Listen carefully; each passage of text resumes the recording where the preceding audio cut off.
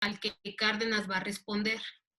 Entonces, no, mi intención no es hacer un recuento histórico puntual de todo lo que ocurrió, solamente voy a señalar algunas cosas y un poco también contraponiéndonos frente a la interpretación que está haciendo Andrés Manuel López Obrador respecto de la 4T, porque es la 4T, ¿no? La cuarta transformación. Entonces, efectivamente, ahí, digamos, en la independencia de 1810, perdón, un movimiento que está tratando de cohesionar territorio y población, finalmente no se logra, no hay en realidad todavía no hay un proyecto de nación, simplemente son los criollos que ya no quieren pagar tributaciones a la corona, pero digamos, este es un proceso que lleva hasta la etapa, digamos, del porfiriato, durante toda esa mediación de un siglo prácticamente, se van formulando esto que son las haciendas, que son estas unidades económicas que dominan territorios muy estrechos, que tienen sus propias guardias armadas y legales, por supuesto, que asusan a las poblaciones, sobre todo indígenas, que son alojadas en esas zonas y que las esclavizan. Entonces, este es el fundamento económico de todo este periodo, pero en realidad un proyecto de nación no hay, y es hasta, digamos, que las haciendas porfiristas y esta necesidad de mover el excedente que se están creando en estas haciendas, que gracias al ferrocarril, digamos, se logra articular el territorio, que también hay que decir otra cosa, o sea, mucho se habla de que Porfirio Díaz fue el gran constructor del ferrocarril, esto tampoco es cierto, a él le toca, digamos, administrar esta parte, pero hay un periodo, digamos, en la que Porfirio Díaz deja la presidencia y me parece que se apellida González, este presidente, que él es el que otorga la mayor parte de las concesiones y que constituyen la estructura ferrocarrilera que hasta nuestros días es la que funciona, ¿no? Toda deteriorada, si ustedes quieren, pero funciona.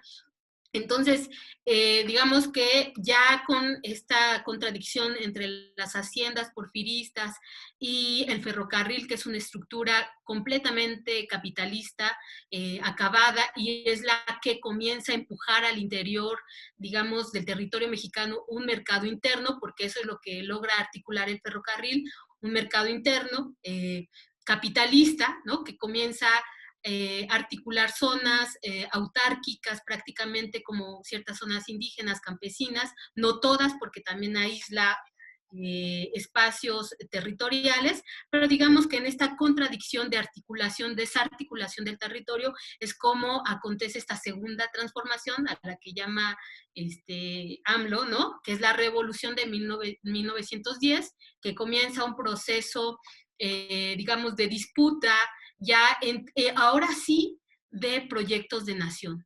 Ahí entonces tenemos personajes, por ejemplo, como Villa y Zapata. Cada uno de ellos representó, que esto lo comentábamos cuando hablábamos de Taibo, porque Taibo es un villista excepcional de la biografía de este personaje, y en realidad Zapata y Villa tienen dos configuraciones de nación, no contrapuestas, pero sí diferenciadas, entonces más cercanas porque tratan de apoyar a las poblaciones locales, ¿no? Entonces, pero en contraposición a esta visión está el Grupo Sonora, o esto que se conoció después como el Grupo Sonora, estos grandes militares, y además con poder económico también, dueños de haciendas, con mucho poder, ¿no? Está, pues, por supuesto, Álvaro Obregón, ¿no? Está, tenemos a Plutarco Elías Calles, y por supuesto está Cárdenas.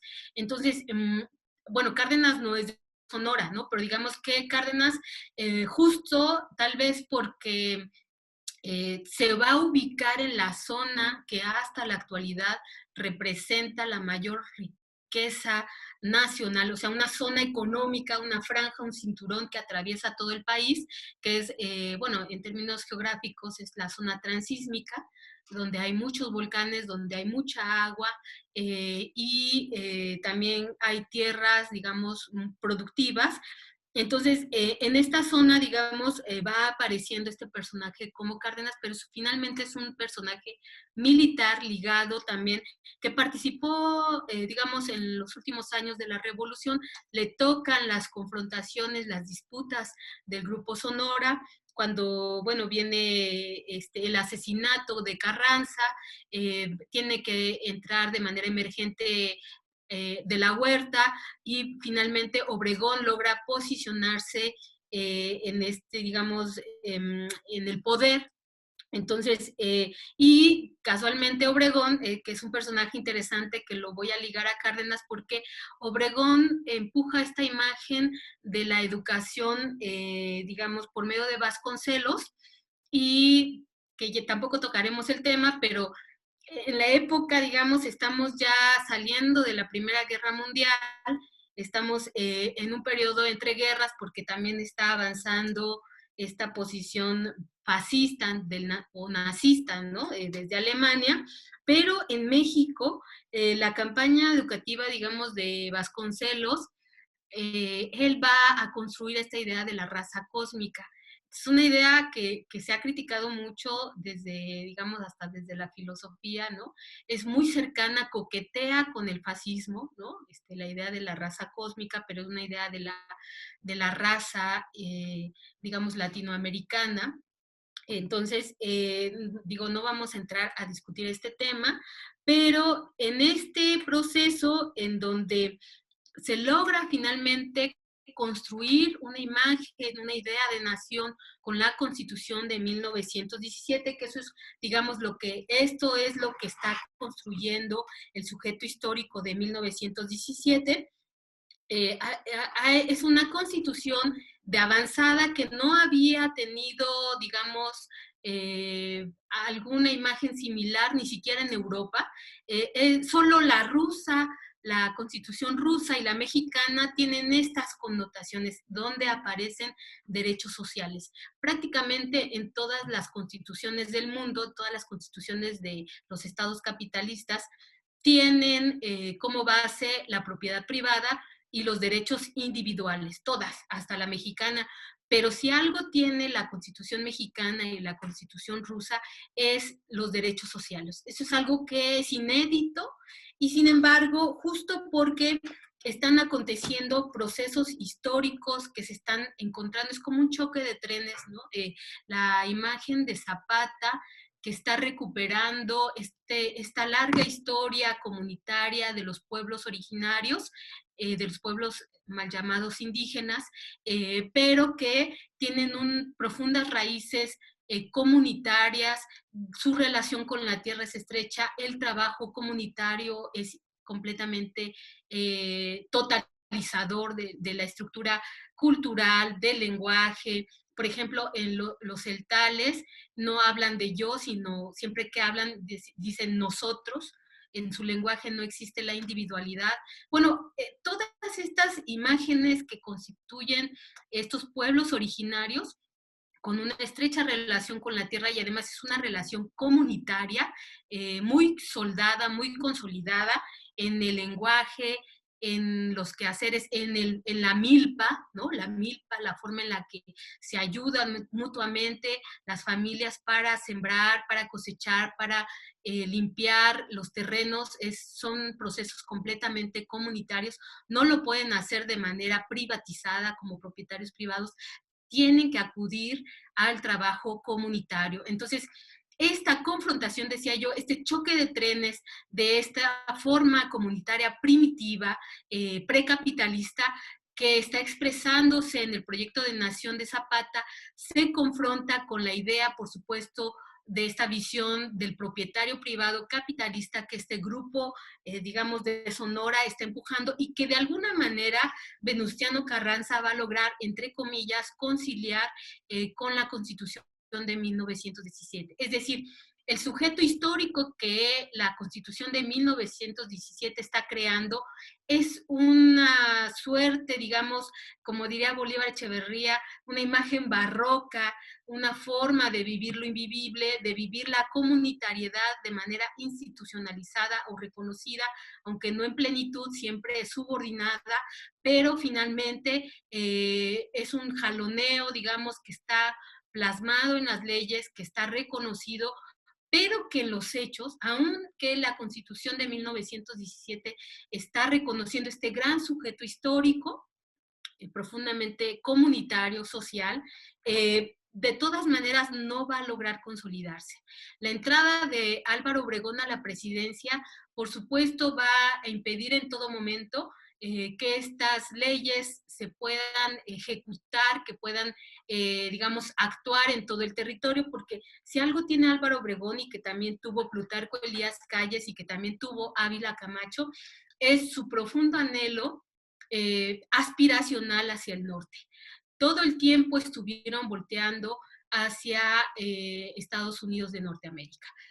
Su aspiración, justo Álvaro Obregón, incluso igual que Plutarco Elías Calles, se iban a Estados Unidos, comienza, digamos, esta imagen del automóvil, del automotor, y de la construcción de una civilización material petrolera, y ellos están como mirando hacia el norte, aspirando a tener esto que aparece en la, digamos, en la nación norteamericana, y en la medida en que están aspirando a ello, ¿no? En la que tienen esta pulsión aspiracional, van, digamos,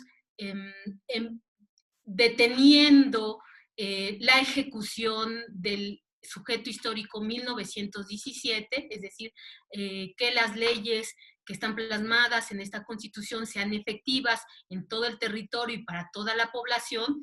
Entonces, van encontrándose, digamos, este choque de trenes, por supuesto que se da en la Revolución Mexicana, no muy consolidado, pero que se nota su existencia en este sujeto histórico de 1917, y finalmente no logra consolidarse con la entrada en escena del Grupo Sonora. Bueno, y con la rebelión de la huertista, que de la Huerta, con todo lo que se dice de que fue un traidor, efectivamente no lo fue, fue el más nacionalista, porque estaba en contra, por ejemplo, de los tratados de Bucareli que va a firmar Obregón, que era un arrodillamiento hacia la nación del norte. Y por otro lado, Plutarco Elías Calles comienza a construir de manera paralela carreteras en favor del automóvil y en detrimento del ferrocarril. Bueno, todo este proceso se está enfrentando, digamos, en estos sujetos, se está expresando, y por supuesto ellos están cargando los dados hacia una visión de lo que consideran que debe de ser una nación principalmente subordinada al norte. Entonces, y ahí es en donde entra, digamos, Cárdenas, bueno, para quienes pudieron escuchar los audios, que son audios fantásticos que realizó Radio Educación, me parece que Cárdenas, en este relato que nos van haciendo de cómo fue su niñez, de cómo fue su intervención en el ejército, de cómo participó incluso, digamos, de manera muy decorosa, muy caballeresca, vamos a decirlo de esta manera, perdonándole incluso la vida a los adversarios, ¿no? Tratando de buscar conciliaciones, no exterminando al otro, sino más bien buscando la construcción, ¿no? Política, los acuerdos políticos, ¿no? Aunque era un militar y que por supuesto se ganó la confianza de Plutarco Elías Calles, el jefe máximo, ¿no? Esta imagen del maximato, que también al final en su presidencia, Lázaro Cárdenas, aún siendo, digamos, un protegido de Plutarco Elías Calles, lo tiene que exiliar porque efectivamente estaba metiendo mucho ruido en el ámbito político. Y entonces Lázaro Cárdenas está, digamos, entrando en escena en donde todavía no se ha hecho efectivo este sujeto histórico 1917, y él justo antes de entrar a la presidencia, digamos, tiene como bien lo relatan Pérez Monfort y el otro investigador en estos audios, hace un tipo de ensayo en Michoacán porque él logra ser gobernador y ensaya cierta reforma agraria, ensaya procesos cooperativos, sobre todo con lo que tiene que ser cooperativas madereras, ¿no? Agroforestales. Entonces, va teniendo ciertos ensayos en Michoacán de lo que él quisiera como nación, aún sin saber que él iba a ser presidente, pero finalmente la historia lo va colocando en que la nación, los grupos, la población requiere de un sujeto en la presidencia que pueda finalmente darle existencia material, existencia política y existencia social de este sujeto histórico 1917. Y para ello, bueno, además de este ensayo que va Cárdenas a empujar en Michoacán, va a tener algo que también lo relatan en estos audios, pero lo quiero puntualizar, por ejemplo, su campaña electoral, la campaña electoral que va a realizar Cárdenas justo desde el 8 de diciembre de 1933 al 30 de junio de 1934, va a recorrer todo el país. Prácticamente va a recorrer, dicen los recuentos históricos, 27.609 kilómetros del territorio mexicano, y lo va a hacer utilizando avión. Hay datos, ¿no?, que dicen, en avión recorrió 11.825 kilómetros, ¿no? Por ejemplo, en tren va a recorrer 7.294 kilómetros, va a utilizar autos con un recorrido de 7.280 kilómetros, y para ir, digamos, alcanzar las partes más nortes y alcanzar las partes más, digamos, del sur y de costa a costa, ¿no? Va a barrer todo el territorio, incluso va a cabalgar, digamos, zonas como Michoacán, Oaxaca, Chiapas, principalmente porque son zonas poco accesibles, y va, digamos, a andar en caballo alrededor de unos 735 kilómetros, en el caso del Golfo de California, y por ejemplo ya en las zonas más sur, va casi otro medio millar de kilómetros, va a hacer su recorrido, digamos, incluso a pie, ¿no? Entonces, es el único candidato en ese momento que va a hacer un recorrido o va a barrer el territorio. Y no nada más es en esta imagen que actualmente se tiene de los candidatos que van a las plazas y hacen sus mítines y ya. No, eso implicaba ponerse de acuerdo, conocer a las élites del lugar, conocer las condiciones de la población, conocer a los actores, conocer la esfera productiva, en fin, las visitas de Cárdenas implicaron también un gran conocimiento del territorio. Esto es algo que no había hecho nadie y que Cárdenas, digamos, lo hace. Este es, digamos, a lo mejor su paralelismo con Andrés Manuel. Andrés Manuel fue un candidato que recorrió el territorio, que lo conoce, y entonces, en la medida en que pueden hacer eso, pueden tener una imagen total de lo que significa el territorio mexicano. Entonces, esta es una gira, digamos, que Cárdenas inaugura, y que, por supuesto, haciendo uso de la radio, va a lanzar un mensaje a la nación. Entonces, es un sujeto que está siendo construido históricamente, hay condiciones materiales, hay un territorio ya inscrito en determinadas fronteras, porque en el siglo anterior se tuvo que ceder una parte del territorio, que además autores como Jorge Veraza dicen un territorio que nunca fue nuestro, pero que todo el mundo, todos los mexicanos en el imaginario creemos que nos robaron un territorio, pero en realidad nunca como sociedad mexicana logramos controlar esas zonas. En realidad, pues solamente tomaron lo que no era de nadie. Entonces, bueno, y aparte, bueno, la actitud cobarde de Antonio López de Santa Anna, ¿no? Que también sigue prevaleciendo en el ideario político nacional, ¿no? Las actitudes entreguistas, pues las podemos ver en una cantidad impresionante de políticos. Pero bueno, en este caso, digamos, un poco para seguir señalando qué significado tiene la Constitución de 1917, que esto es algo a mí me parece fundamental. La Constitución de 1917 va a tener como centro la propiedad, digamos, de la nación sobre sus recursos naturales y sobre los destinos de su población, y eso tiene mucho que ver con la cuestión de la educación, el artículo 3º constitucional, y el artículo 123, que tiene que ver con los derechos laborales. Entonces, digamos, leído desde una visión histórico-materialista, la visión global de un territorio y cómo las fuerzas productivas, tanto tecnocientíficas como sociales, es decir, la población, tienen que ser articuladas en diferentes ámbitos productivos. Es decir, Cárdenas logra entender, no en estos términos materialistas, no en estos términos críticos, pero logra entender la lógica territorial y sabe que solo controlando los recursos naturales y los recursos tecnológicos que en ella se encuentran, junto con la población que debe de tener garantías para su existencia, incluso decorosa, solo así la nación va a poder digamos, engrandecerse. Esta visión nacionalista que después le llaman que equivocadamente, porque además me parece que creo que es Krause, o no recuerdo ahorita bien el autor, que según llama socialista Cárdenas. Bueno, Cárdenas nunca, en el sentido socialista del marxismo, ¿no? De la lucha de clases, Cárdenas nunca se sintió, digamos, marxista, ni mucho menos de izquierda, pero sí profundamente nacionalista, sí profundamente ligado al destino de la población en general.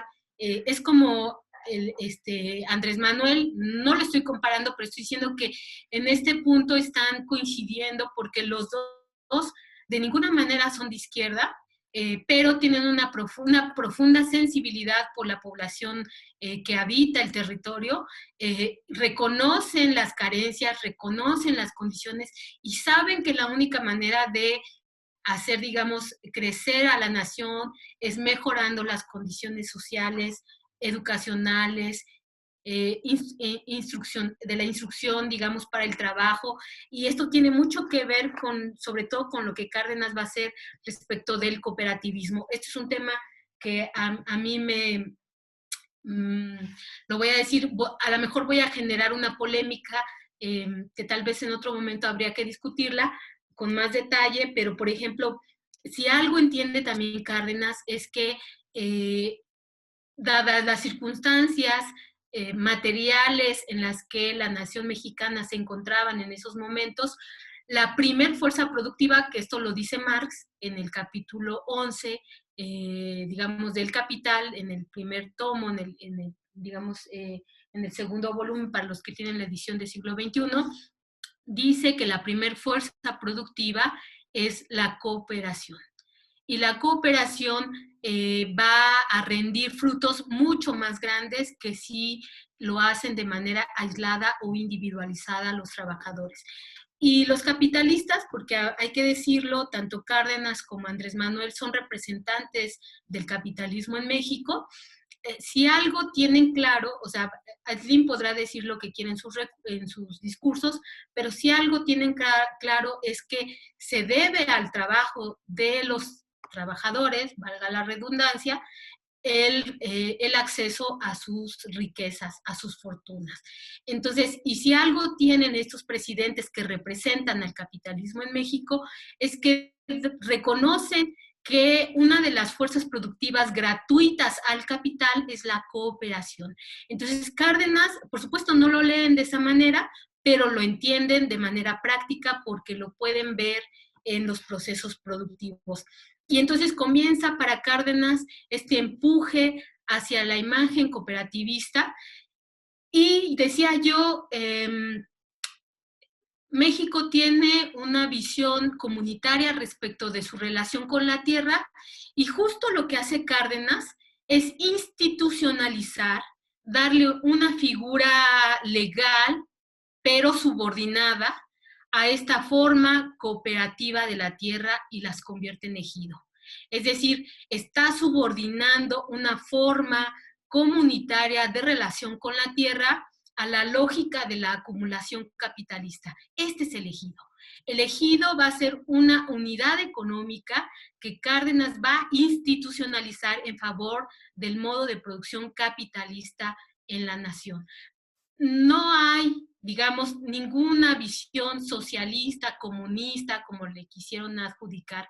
En realidad está subordinando esta fuerza productiva a la lógica de la acumulación de capital, a la lógica de acumulación en el territorio. Entonces, hay, por supuesto, una gran, digamos, grandes ensayos al respecto. Van no solo desde el ejido, sino incluso la administración obrera que se le da a los trabajadores ferrocarrileros respecto de Ferrocarriles Nacionales de México, que también esto hay que decirlo, cuando Cárdenas nacionaliza los ferrocarriles, pues los ferrocarriles nacionales de México solo eran 4 líneas, no eran todos los ferrocarriles. Esta imagen que a veces se cree que al nacionalizar los ferrocarriles, todos los ferrocarriles fueron de la nación, es, la nacionalización completa de los ferrocarriles se da, me parece que con Zedillo. Con Zedillo, ahora sí, todos los ferrocarriles regresan a la nación, dejan de ser privados, pero inmediatamente después se privatizan. O sea, fue una maniobra ahí que realizaron los gobiernos neoliberales. Pero lo que quiero decir es que con Cárdenas solo nacionaliza la parte de los ferrocarriles que estaban a cargo de esta empresa, Ferrocarriles Nacionales de México, que se construye en la época porfirista, no de todos los ferrocarriles. Entonces, y a ellos, o sea, con la construcción paralela de carreteras y con todas estas maniobras que Plutarco Elías Calles ya hace, incluso desde Álvaro Obregón, de la construcción de caminos paralelos a los ferrocarriles en detrimento de los ferrocarriles y beneficiando el transporte de carga de automotor, digamos, toda esta condición va a destruir el sistema ferroviario en México, y este sistema destruido ya desde la revolución por los ataques que tuvieron, ya por las disputas entre los caciques locales que también destruían los ferrocarriles, ya sea por esta disputa con los carrancistas que también destruyeron ferrocarriles, que Álvaro Obregón voló varias líneas de ferrocarril, también de la Huerta hizo uso de los ferrocarriles para su intento de asalto. En fin, los ferrocarriles ya están prácticamente destruidos cuando Cárdenas toma, digamos, este proceso de nacionalización y se lo entrega a los trabajadores en una imagen, digamos, de cooperativismo, aunque no legalmente así, sino lo llaman administración obrera, y tratan estos trabajadores de manera casi heroica de rescatar estos ferrocarriles. Finalmente no lo logran porque ya viene una embestida muy grande del automotor y del petróleo. Entonces, todos los transportes, incluso en mercado interno, están siendo favorecidos o están favoreciendo el automotor y están abandonando los ferrocarriles. Incluso hay dentro de Ferrocarriles Nacionales de México, de la Administración Obrera, hay sabotajes, vuelan máquinas, destruyen mobiliarios para que esta administración obrera no dé cuentas alegres de este proceso, y aún así los trabajadores entregan prácticamente su vida para rescatar los ferrocarriles. Y bueno, efectivamente, como también se relatan en estos audios, Lázaro Cárdenas tenía, digamos, una imagen, digamos, muy sistemática del acontecer cotidiano, y tiene diarios en donde va a ir relatando todas lo que va pensando, todo cómo va a nacionalizar los ferrocarriles, y justo cuando se decide en la nacionalización de los ferrocarriles, hace una anotación al final y dice, y vamos a nacionalizar el petróleo. Es decir, hay una imagen, digamos, en donde Lázaro Cárdenas, ya en la presidencia, va a concretar este sujeto histórico de 1917, le va a dar forma efectiva y real en la esfera productiva, en el campo, en la esfera industrial, no solo desde los ferrocarriles, sino por el empuje de la industria, se crean, digamos, mecanismos de financiamiento para la esfera productiva. Por supuesto, esta gran campaña de educación, ¿no? Los maestros rurales que también empujan. Hay todo un proceso, digamos, que va a permitir también que ya las luchas obreras se empiezan a dar, no desde Cárdenas, desde mucho antes, podríamos decir incluso desde Venustiano Carranza, cuando hay una suerte de incautación de los ferrocarriles, ya hay, digamos, organización obrera, es la primera gran organización obrera desde los ferrocarriles que se hace, pero que con Cárdenas ya tienen niveles cada vez más, digamos, están más encajadas, están las disputas más fuertes, y entonces Cárdenas también logra entender de manera histórica, que esto es algo que Marx dice, no es una idea solo mía de entender a Cárdenas, sino que cuando Marx está hablando, sobre todo en el capítulo de jornada laboral, de cómo el capitalismo, cuando se interna en el proceso de trabajo para dominarlo,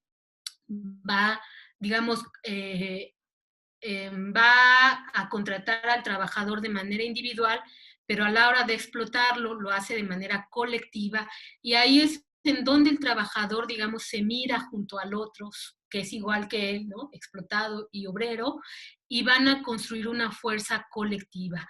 Entonces, es de las entrañas del capitalismo de donde sale esta necesidad de lucha de clases, nos dice Marx, es derecho del propietario de su fuerza de trabajo frente al derecho que tiene el dueño de los medios de producción. Entonces, esta antinomia que se va a construir inevitable en el capitalismo, muchos ingleses también lo pudieron leer de esta manera, se vuelve necesario, porque gracias a la lucha por restringir la jornada laboral, es como el capitalismo se lanza abiertamente a revolucionar las fuerzas productivas. Y esto es algo que Cárdenas logra ver, y por eso es que le interesa mucho apoyar las huelgas de los trabajadores, no porque sea un socialista. Cárdenas, o sea, en verdad lo voy a decir una y otra vez, Cárdenas no es ningún socialista. Cárdenas es un buen representante de un capitalismo que se está consolidando en México y que está entendiendo las leyes generales no de manera marxista, sino de manera práctica, porque las está viendo, porque está mirando el desarrollo interno del capitalismo.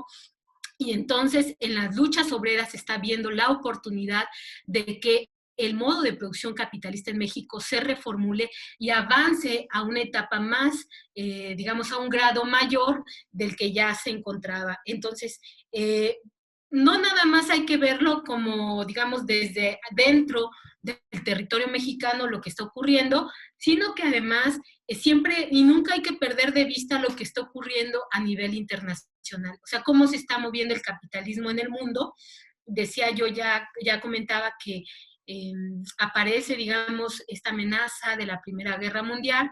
Justo a finales de la Primera Guerra Mundial hay un bombardeo de parte de los ingleses hacia los alemanes. Finalmente Alemania ya estaba derrotada y los ingleses se atreven a bombardear el territorio y se dan cuenta, y sobre todo Estados Unidos lo entiende, lee muy bien este proceso, se dan cuenta que el futuro del desarrollo capitalista está en el desarrollo del automotor para poder dominar el mundo.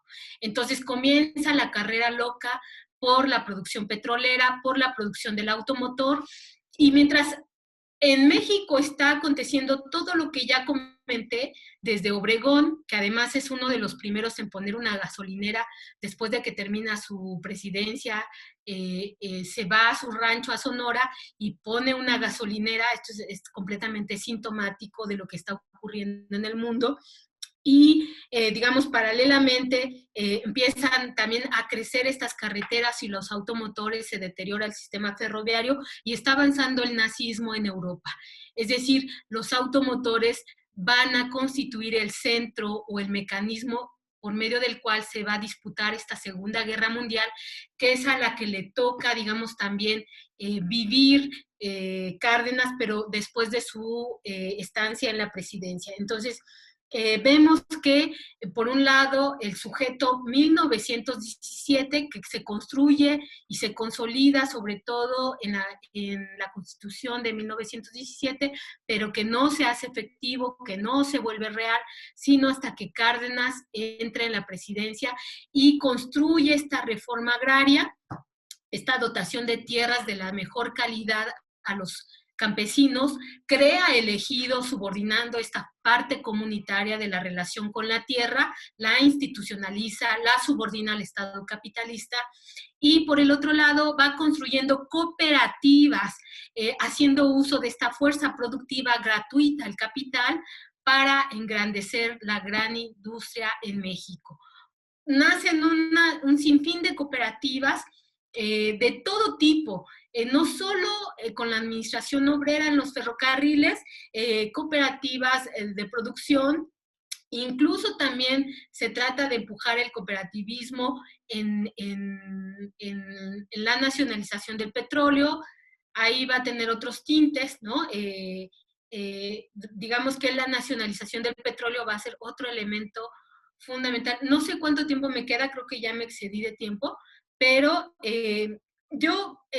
para que ustedes puedan también, digamos, intervenir en este proceso que me interesa mucho, la nacionalización del petróleo, por supuesto, Cárdenas, hay relatos históricos en donde los gringos, pues por supuesto, se resisten a la nacionalización, incluso amenazan con invadir el país.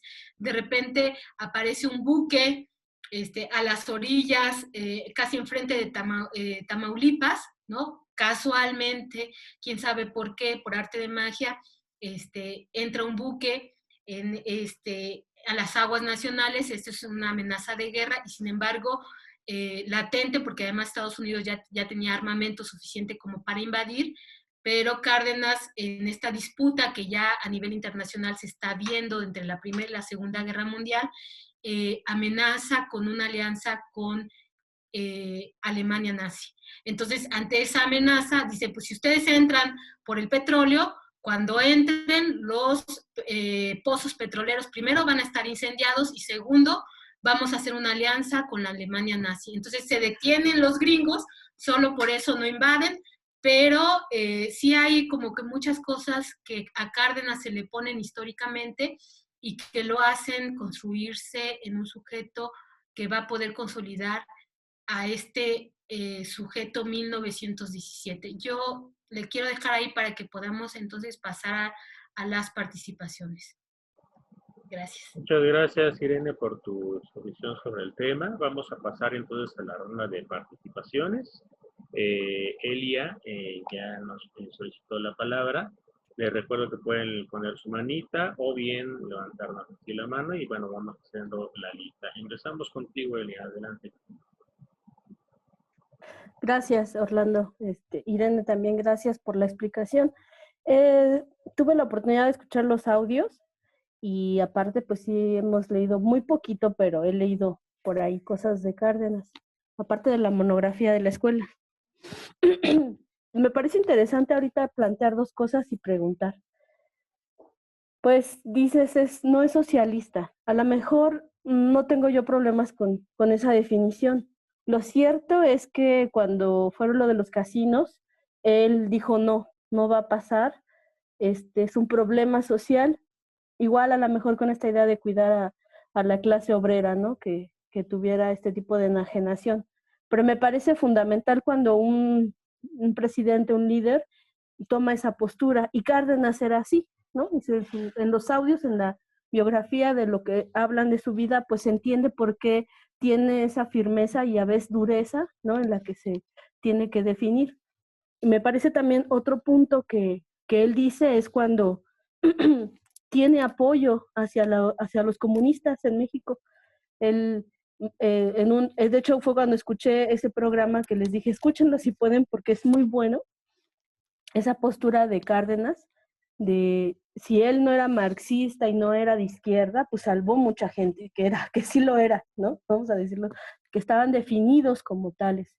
Entonces, tal vez no es tan necesaria esa definición o aclarar que no es socialista o que no es de izquierda, en tanto que las consecuencias de sus decisiones favorecieron a los grupos de izquierda. Y esta es la siguiente pregunta, porque en el último audio comentan que Cárdenas se volvió un referente para la izquierda de América Latina. De hecho, es de los primeros referentes en ese nuevo siglo, vamos a decirlo así, que gobiernan y que para los demás pueblos eso representa una esperanza. Creo que esto lo ligo con lo que puede no ser una comparación, pero sí un símil histórico con Andrés Manuel. Aquí hay un momento, porque sí, yo no me preguntaba, bueno, si hubiera ganado Andrés Manuel como debió haber sido, ¿no? En el 2006, como fue legal su victoria, porque pues sí, no hubiera existido la guerra estúpida de Calderón y una serie de cosas, pero entonces el momento histórico de América Latina ya tenía otros referentes, ¿no? Estaba Evo, estaba Chávez, estaba Kirchner, o sea, había otros, Correa, había un boom, por decirlo así, que apenas empezaba a existir de estos mandatarios de izquierda o que aunque no son 100% de izquierda, permiten la vida hacia ese lado, ¿no? Entonces creo que Cárdenas en este caso permite eso. Sin embargo, ¿por qué nosotros como pueblo no nos quedamos con esa perspectiva? Como que se borró de la historia. Fue nada más como, el que nacionalizó. Y yo de hecho tengo la idea de Cárdenas como más nacionalista. Sin embargo, esa es mi pregunta. Si él favoreció a estos grupos de izquierda, a los comunistas, los protegió, e hizo una serie de condiciones para que hoy existiera lo que sabemos como izquierda, pues no sé si sea tan necesario decir no era, ¿no? Gracias. Gracias, Eli. Sigue Fernando. Y después no sé quién se sea formando. Adelante, Fernando. Gracias. Pues antes que nada agradecer a Irene, también la participación previa de Eli. Me parece muy interesante la forma en que se aborda el tema, ¿no? Porque propiamente a lo mejor no es hablar como de la historia de Cárdenas, ¿no? Como personaje, sino la función que él tuvo en un proceso histórico fundamental, o en un proceso histórico que marca prácticamente la vida a nivel internacional en el siglo XX. Y eso es muy interesante entenderlo desde nuestro país y a nivel internacional. Sin duda, Cárdenas es producto de un proceso, pues, muy ajetreado en la historia mexicana, ¿no? Que viene, ya lo comentó Irene, desde la lucha de revolución, ¿no? Hasta la consolidación de la Constitución de 1917 y, obviamente, posteriormente, lo que viene a ser esta gran historia de los caudillos en México, ¿no? Con los grandes representantes como Obregón, como Calles, que, bueno, ya vemos qué consecuencias tiene. Precisamente Cárdenas podría decirse que es el último caudillo, el último gran caudillo, ¿no? de este proceso histórico. Y que termina también con esa tradición. O sea, él es ese último, vamos a decirlo así, como lo que va quedando de esa forma histórica de gobernar también, ¿no? Y es un proceso también que va generando otros cambios al interior de la política mexicana y al exterior también, lo que se puede ver internacionalmente, ¿no? Cárdenas, por ejemplo, es el primer presidente que inaugura un periodo de 6 años, ¿no? Ante la inestabilidad que existía en México en el periodo previo, ¿no? Cuando vimos pasar un desfile de presidentes en tan solo prácticamente 4 años. Cárdenas inaugura esta estabilidad presidencial, la idea del presidente fuerte, del presidencialismo, se empieza a inaugurar un poco con Cárdenas.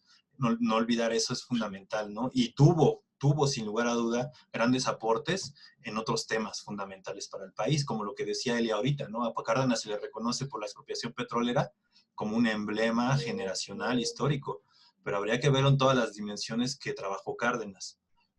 Por ejemplo, en la educación, que si bien ahí podría yo meter esto que decía Irene, ¿no? Decía, bueno, él no es socialista, pero gran parte del hecho de que la derecha, sobre todo, explique a Cárdenas como un socialista, es porque sí hubo documentos donde se manifiesta esto, ¿no? Como en la parte educativa, donde él claramente lo exhibió como una educación socialista, así lo manifestó. En la práctica podemos ver otra cosa o podemos inclusive hacer un análisis sobre si fue o no tuvo características socialistas. Sin embargo, sí se manifestó directamente que era una educación de ese corte. También otro asunto importantísimo era lo que ocurría a nivel internacional con la Revolución Rusa, ¿no? Y el stalinismo, que en ese momento pues tenía una fuerza importante y sí representó para muchos países al menos la idea de contraponer un modelo al existente, ¿no? De la explotación y sobre todo de la colonización e imperialismo, que es algo que se daba de manera común o recurrente. Otro elemento fundamental es lo del campo, que me parece muy importante y que hoy en día con el proceso neoliberal vemos como los rezagos de esa forma de organización, ¿no? La organización ejidal, por ejemplo, en Tláhuac, tenemos una cantidad enorme de ejidos, muchos de ellos ociosos actualmente, ¿no? Porque ese proceso organizativo que se impulsó durante un tiempo a través de figuras cooperativas o a través de la misma organización de las comunidades en el campo, hoy en día está completamente resquebrajado, ¿no? No hay formas de organización colectiva que permitan entender la tierra como un proceso, como un medio para la producción y la vida de la gente, ¿no?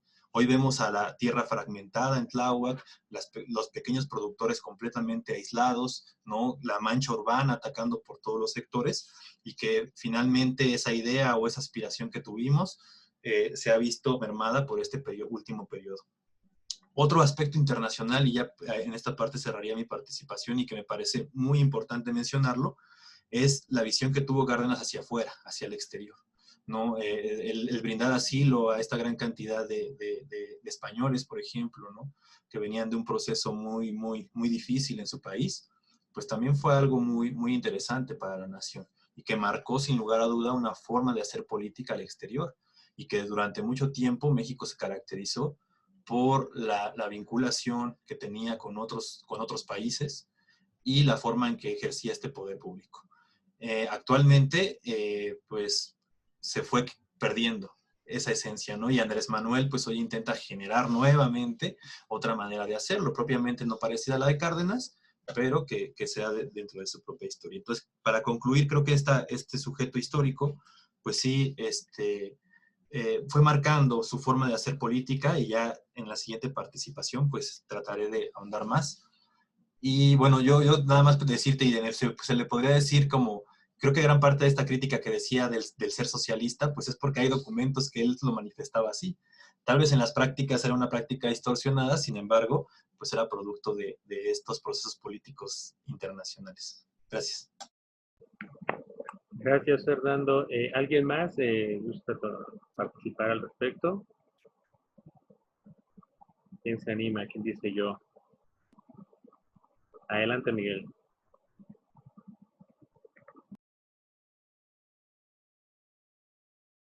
Bueno, a ver si mi internet me ayuda. Muy interesante la plática, Irene, muchas gracias. Yo nada más quisiera hacer dos comentarios, uno de Álvaro Obregón, en el sentido de que quizás no sea el mejor personaje que pudiéramos ver, sin embargo es el primero que mete una iniciativa para que haya seguridad social en el país. Una iniciativa muy, muy tenue, muy leve, muy sin intención.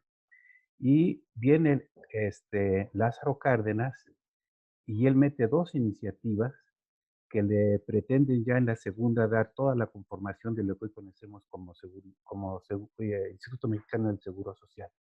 Ya no le da tiempo. En la segunda iniciativa, el Congreso lo que le pide es un estudio de estos, déjame acordar, es una, las personas que hacen, ahora sí se me fue el nombre de la carrera. Notaría, no son, ¿son qué, perdón? ¿Auditoría?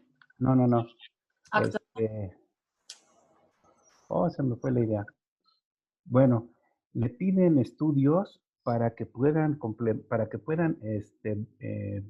garantizar que realmente el proceso de la recabación de cuotas obrero-patronales puedan garantizar la seguridad social.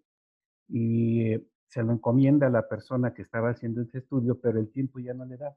Entonces llega Ávila Camacho, y cuando Ávila Camacho toma protesta, anuncia que de inmediato se inaugurará la seguridad social en el país, y es que concluyen estos estudios con los cuales ya se le da vigencia al Instituto Mexicano del Seguro Social. Pero es algo muy interesante, ahorita me acordé que los estaba yo escuchando, y sí, pues seguramente mucha gente no tendremos la idea de que Lázaro Cárdenas era, bueno, comunista no, pero socialista muy probablemente en la práctica y en los hechos, sí. Es cuanto, muchas gracias. Muchas gracias, Miguel Ángel. Bueno, quiero también tomar la palabra, hacer los siguientes comentarios. Sí, yo creo que la forma quizá mejor de entender a Perdón, Cárdenas es, Orlando, ya me sí, acordé. Eran estudios actuariales. estudios actuariales. Muy bien, ¿Sí? gracias, Hasta en Miguel. tanto no se hicieran los estudios actuariales, y por cierto, y perdón que te interrumpa, este, los grandes actuarios mexicanos y reconocidos otros a nivel internacional son los que ayudan a hacer el estudio para que se pueda presentar y se pueda avalar ya la ley de seguridad social en el país.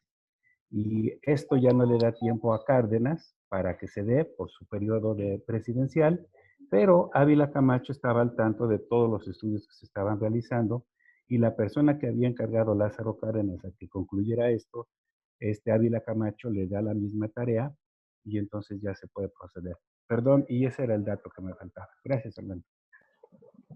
Gracias, Miguel Ángel. Bueno, quiero comentar lo siguiente. Sí, quizá podemos discutir sobre si Cárdenas era socialista o no, pero quizá la forma mejor de entender a Cárdenas y al cardenismo es justamente como un proceso dentro de la Revolución misma mexicana, ¿no?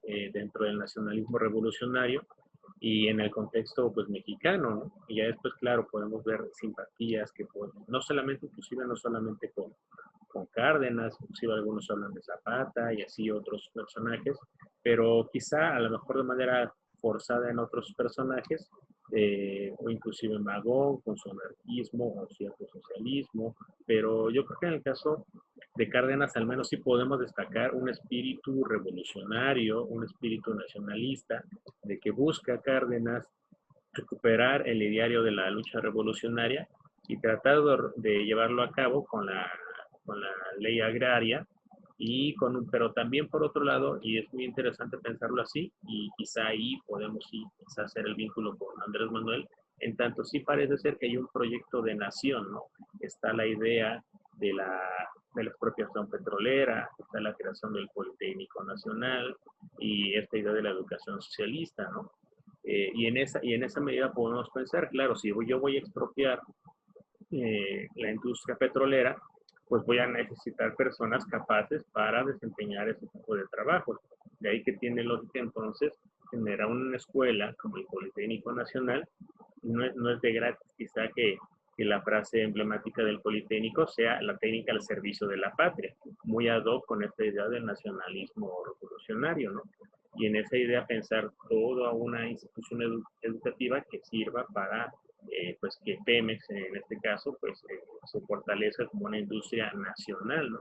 Y ahí podemos hacerlo ver. Y en el caso de una escuela pues socialista pues podemos ahí discutirlo. Quizá de una manera muy clara podemos decir que no es comunista o no es socialista en tanto se le analice desde una perspectiva económica, donde claramente pues sí no podemos decir que estaba pensando en la expropiación de los medios de producción o de manera tan radical. Sin embargo, pues eso no quita que podamos ver avances importantes dentro de su gobierno, ¿verdad? Desde este enfoque del nacionalismo revolucionario y de buscar la implementación, la materialización de los ideales de la Revolución Mexicana, al menos de esa ola que pudiéramos pensar con Villa y Zapata. Sería mi participación. No sé si alguien más quiera tomar la palabra.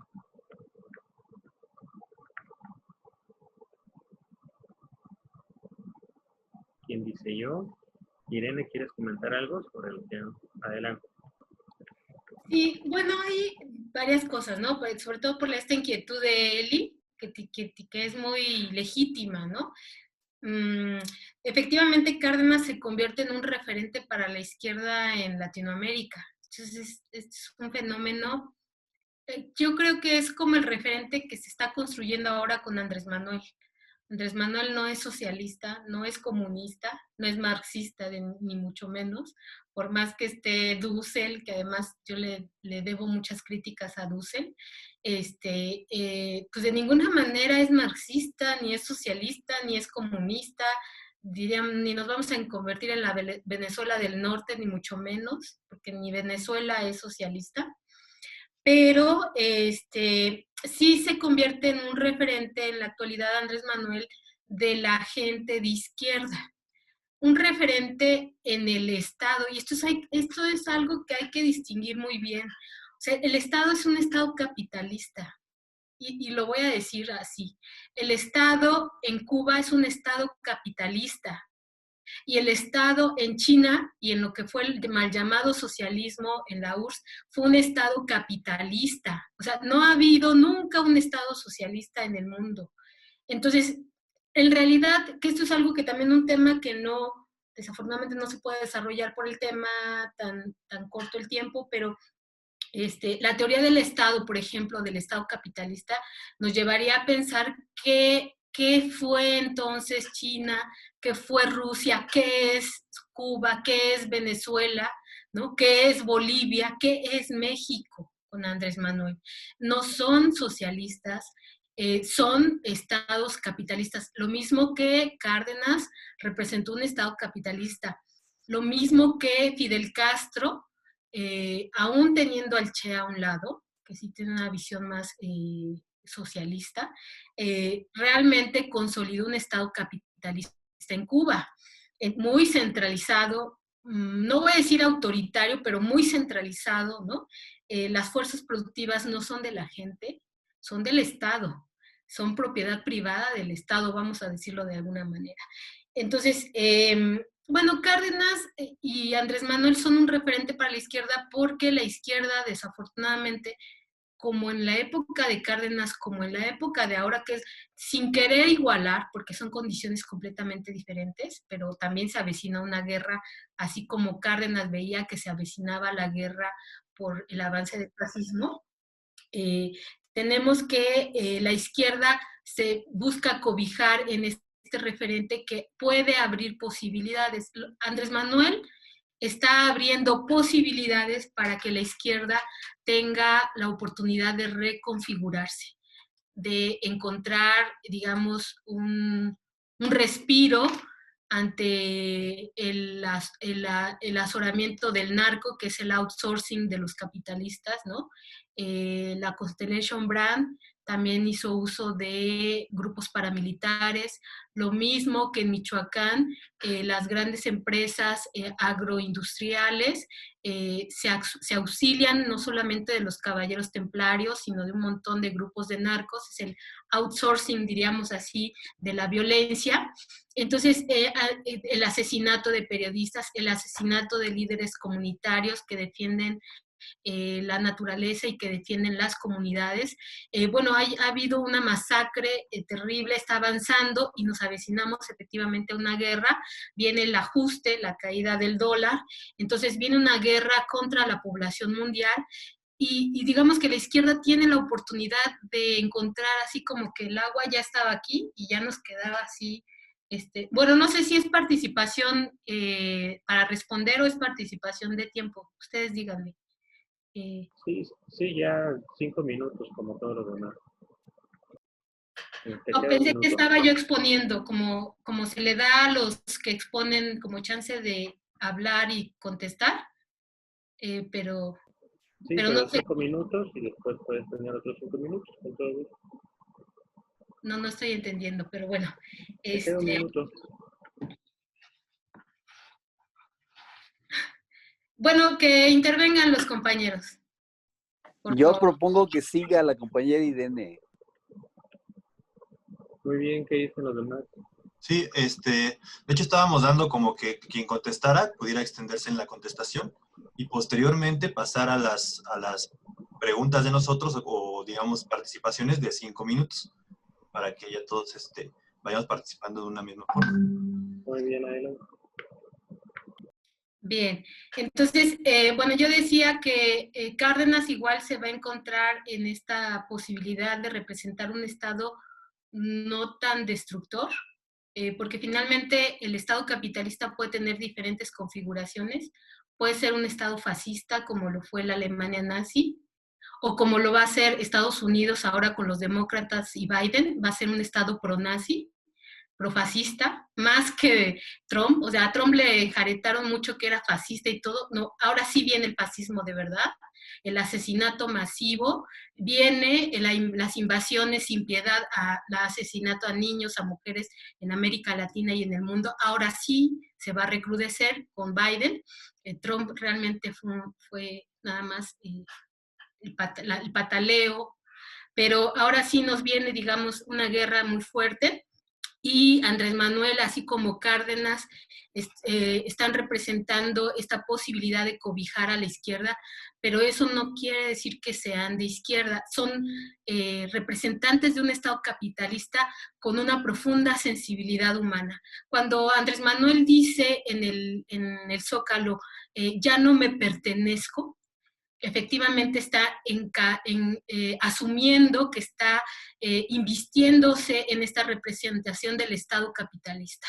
Está asumiendo su papel histórico, y esto es un poco, por ejemplo, lo que decía Fernando cuando hablaba de este referente para la izquierda en América Latina, cuando yo no, bueno, y también él creo que lo comentó, yo no diría que el 2016 es el parteaguas. Yo también lo había comentado cuando comentamos lo de Taibo. En realidad el parteaguas fue 1988, nada más que ahí el sujeto individual era Cárdenas hijo,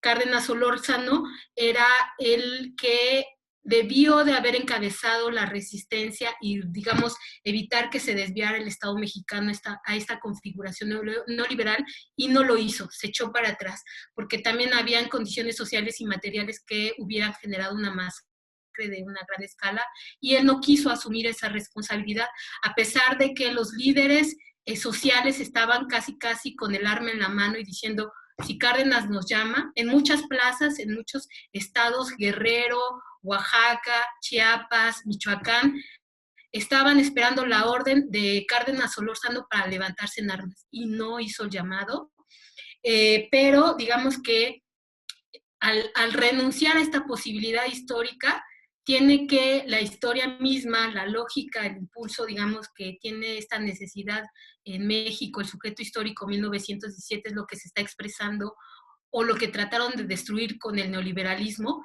y lo que está queriendo renacer nuevamente, y entonces necesita un sujeto materialmente existente que lo represente, y ese es Andrés Manuel. No va a ser igual que Cárdenas, el general Cárdenas, ¿no? De ninguna manera va a ser igual, son condiciones históricas diferentes, incluso a pesar de la guerra que se avecina, son condiciones históricas diferentes, pero coincidiendo con Cárdenas y esta imagen de la reforma agraria, Andrés Manuel, digamos, está representando este cobijo, este respiro a la izquierda y esta alianza temporal que se puede tener con el Estado capitalista mexicano. Entonces, esto sí va a ocurrir, esto está ocurriendo, porque también hay algo que decir. Así como Cárdenas hizo estas grandes reformas en ese tiempo que le tocó, en este sexenio, así Andrés Manuel en la actualidad está recuperando cierto grado de soberanía. Pero ¿saben qué? Como en Cárdenas, y después de que Andrés Manuel termine, ya no va a haber otra etapa igual. Lo que podamos hacer la izquierda se tiene que hacer ahora o no se va a hacer, porque va a venir un retroceso histórico, y eso es de lo que hay que aprender de la historia. O sea, revisar a Cárdenas no es solo decir, fue bueno, qué chido, México tuvo esto, la historia que nos engrandece.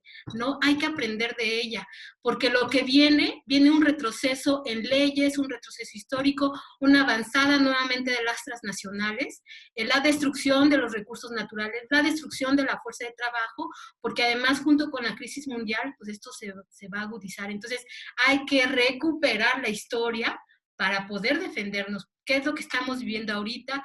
¿Qué significa el sujeto 1917?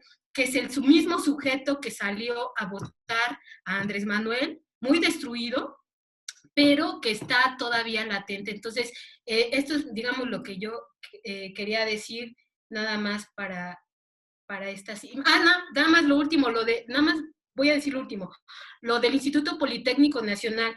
La creación del Instituto Politécnico Nacional, así como la reforma agraria, tiene una trayectoria mucho más antigua que el propio Cárdenas. Los ferrocarrileros, cuando comienza la producción ferrocarrilera más intensa en la etapa de Porfirio Díaz, casi todos los ingenieros eran extranjeros, y los trabajadores mexicanos, de solo ver a los extranjeros, aprendieron. Y ellos, terminando su jornada laboral extenuante, se enseñaban a sumar, a restar, a hacer geometría, se daban clases entre ellos mismos.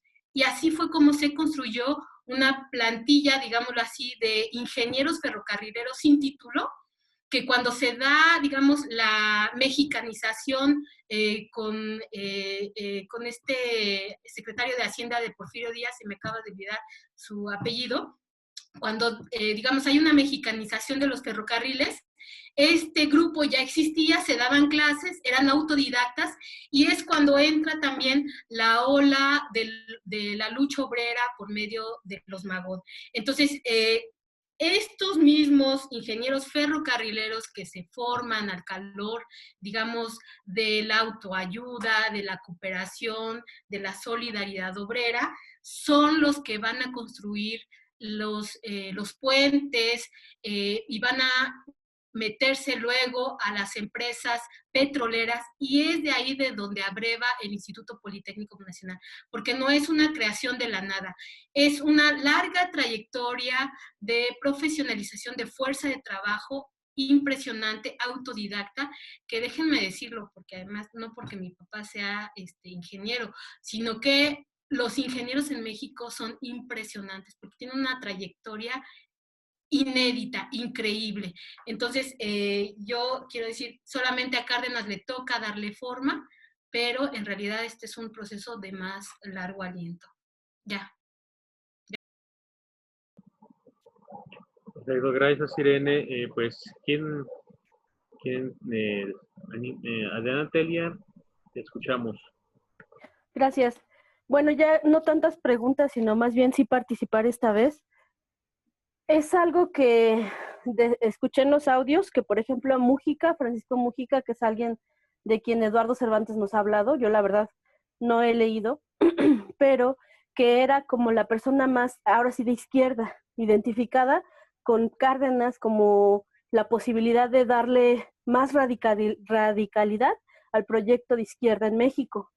¿Qué fue lo que sucedió según lo que escuché cuando ustedes escucharon los audios? Pues que había una sociedad capitalista de derecha o conservadora, diría Andrés Manuel, muy organizada y que estaba presionando todo el tiempo. Y que además empezó a cooptar otros grupos sociales, y entonces la presión social, de acuerdo a lo que escuché, era tanta que por eso Cárdenas no le da el siguiente periodo o nombra a Francisco Múgica para que él continúe este proyecto, porque era lo que también decían los compañeros, cómo era posible que Cárdenas, teniendo esta posibilidad, ¿no?, de elegir quién podría seguir, ¿por qué renuncia a ello? Entonces, hay intereses internacionales y hay intereses nacionales de la derecha que dicen, no va a pasar, que el periodo de Cárdenas iba a terminar y sabían que eso a lo mejor podrían hasta revertirlo, lo cual sí lo hicieron en todo este periodo priista. Y me parece fundamental pensar en esto porque lo dice ahorita Irene, ¿no? Lo que viene es que el proceso de Andrés Manuel era imparable, se permite, pero la sociedad no ha dejado ni un solo día de presionar, la derecha no ha dejado de presionar. Sí son menos, están bien mensos, las casas de campaña vuelan, todo eso que nos da risa y que sirve para los memes, no va a ser, ellos no van a perder constancia, y no va a haber, siempre va a haber recurso del exterior que los va a estar alimentando. Entonces lo que nos está diciendo es aguas, porque este proceso histórico sí se puede volver a repetir. La idea es que, o es lo que al menos estamos intentando en la lucha desde Morena, es que el siguiente periodo sea alguien que camine hacia la izquierda, ya que Andrés Manuel detuvo estos asesinatos a líderes, ya no, o al menos desde el Estado ya no se orquestan, entonces lo que sigue es avanzar hacia la izquierda, ¿no? Ha sido la insistencia de varios. Pero también me parece importante que tomemos en cuenta estos símiles históricos, porque no solo tenemos este avance de la derecha y que lo social está permeando, la sociedad también se está politizando, sino que también estamos en medio de un proceso mundial, lo que decía Irene. Ahí está por anda Eduardo Zúñiga, y él era uno de los que me platicaba sobre esta vicepresidenta de Biden.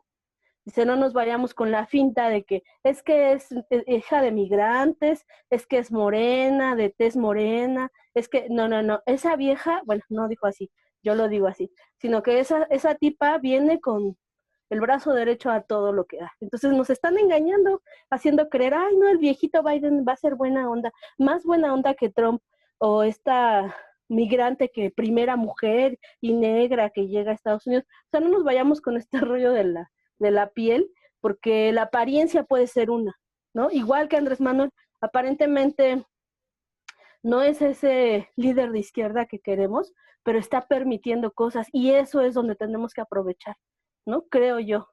Ya, sería todo. Gracias. Gracias, Eli. Sigue Miguel Ángel y después Carlos. Mira, creo que primero pidió la palabra Fernando por el chat. Ah, ¿sí? Sí, Perdón. Colín. Adelante, Fer. Sí, No muy había leído. rápido solamente. Y me quedaba pensando en esto que comentaba Elia, ¿no? El acercamiento o la importancia del acercamiento a los movimientos sociales. Cárdenas tuvo un acercamiento muy grande con la comunidad, entre ellas la comunidad yaqui, por ejemplo, y otros espacios que fueron fundamentales para el sostenimiento del proceso político que se dio en ese momento. Y lo reafirmó después de su presidencia, regresando a esos espacios, ¿no? Que seguramente ocurrirá algo parecido con Andrés Manuel, que podría ser uno de los paralelismos que se pueda dar, digamos, dentro de esta historia. El problema o la diferencia que yo veo es que actualmente los grupos más radicales, inclusive de la izquierda, que trabajan en comunidades, en los movimientos sociales, no están entablando un diálogo directo con el gobierno, en todo sentido. Digo, los que participamos en muchos de estos grupos, vemos la crítica fuerte que se le ha hecho a Andrés Manuel en cuanto a la forma de diálogo que se entabla con la comunidad. No todas las comunidades están incluidas en este diálogo y eso hay que decirlo y hay que ser conscientes de ello.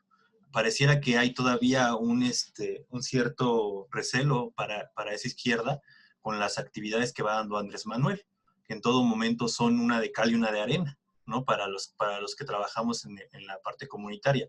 Tampoco nos espantamos, sabemos que es parte de un proceso político, que muchas veces tiene un alcance y que ese alcance es el que se da en una etapa histórica necesaria.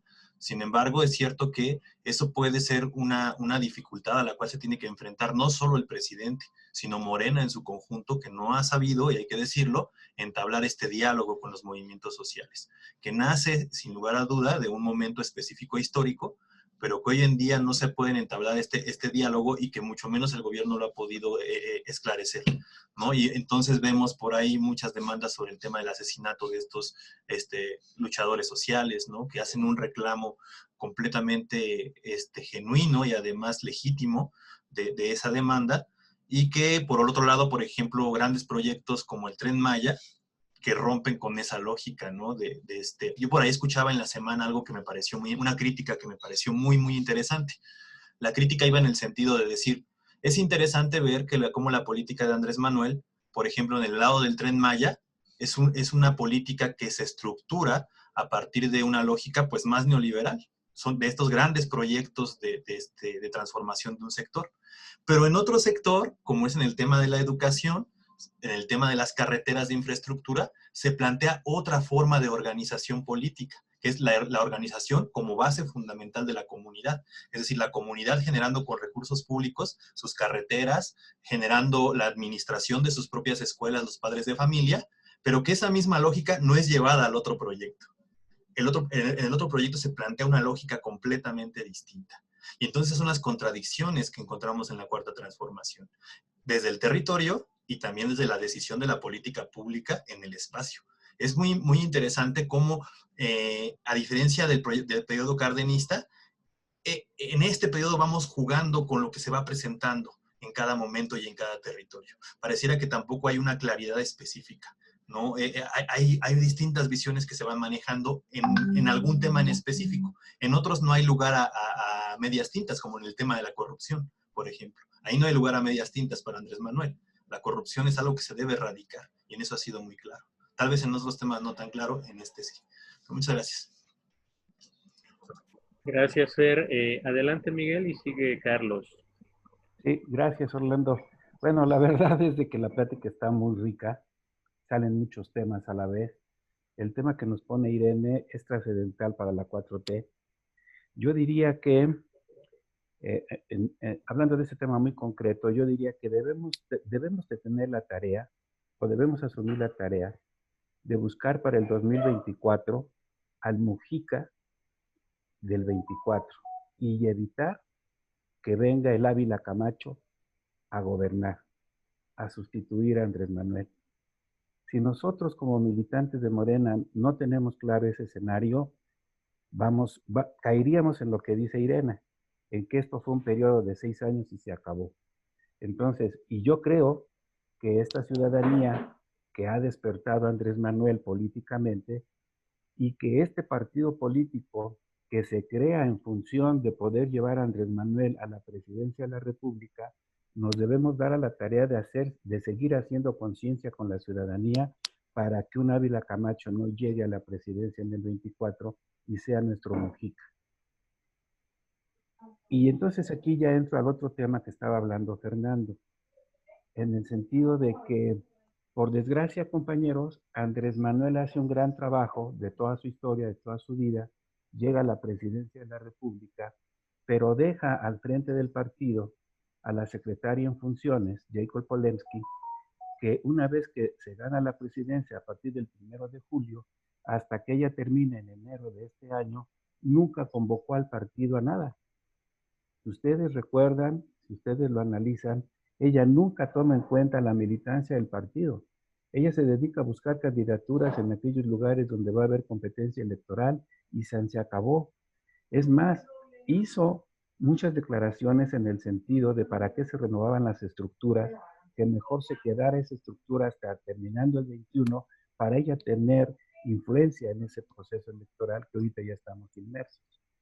Entonces, tenemos un partido desarmado, no organizado, descabezado, en donde la militancia, lo que estamos haciendo son estos ejercicios, como lo que estoy viendo aquí con ustedes, ¿no?